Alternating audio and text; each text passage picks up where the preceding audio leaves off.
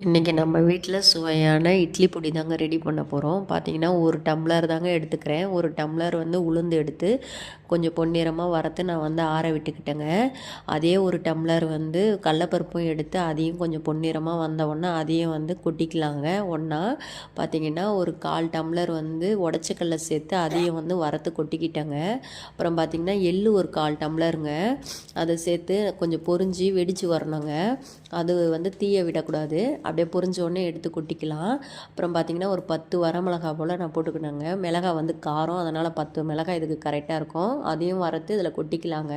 அப்புறம் பார்த்திங்கன்னா ஜீரகம் ஒரு 1/4 டம்ளர் வந்து அதுவும் பொரிஞ்சு வரணுங்க. கொஞ்சம் வெடித்து வரும். அந்த டைமில் எடுத்து நம்ம வந்து கொட்டிக்கலாம். மிளகும் வந்து ஒரு 1/4 டம்ளர் வந்து நான் சேர்த்து அதையும் வந்து வறுத்து எடுத்துக்கிறேங்க. அதுவும் வந்து பொரிஞ்சு வரும். அதுவும் வெடித்தோடனே நம்ம எடுத்து கொட்டிக்கலாம்.